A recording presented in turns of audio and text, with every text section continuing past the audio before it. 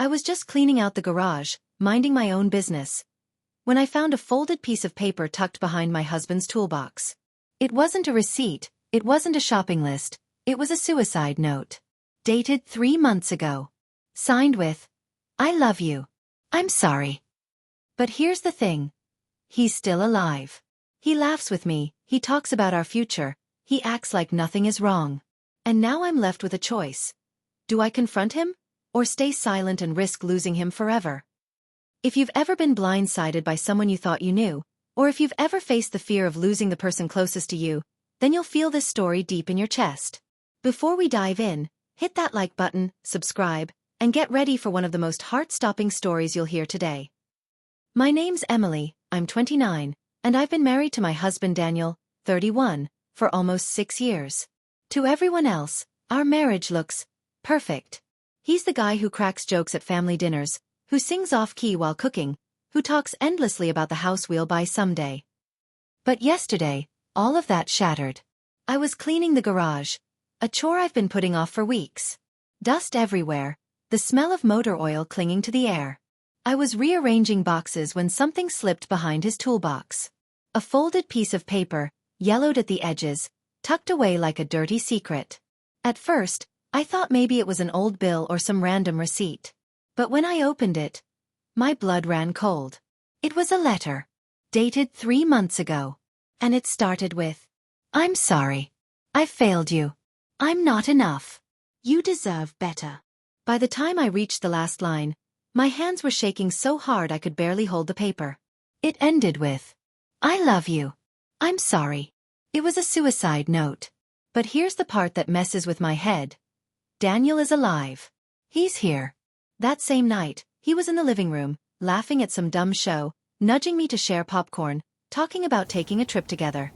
Like everything was perfectly normal. And I'm sitting there on the couch, staring at him, while in my pocket is the proof that 3 months ago, he was ready to leave this world. I couldn't even look at him the same. Every laugh felt forced. Every word felt like a lie. My chest was tight, my stomach twisted. And I kept asking myself, do I bring it up?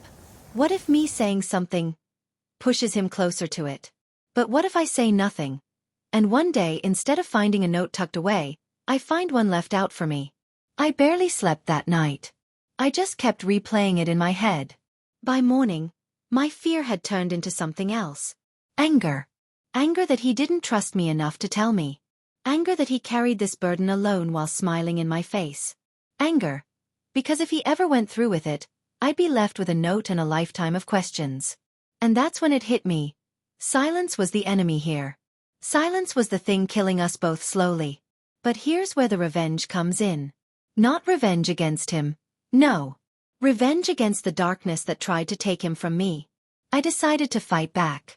To corner that shadow that's been whispering in his ear. So I started planning. Not with screaming, not with accusations, but with a trap of honesty and love. That night, after dinner, I pulled out the letter and placed it on the table between us. His fork froze mid-air. "Daniel," I said softly, "I found this." He didn't even try to deny it. His face crumbled like glass.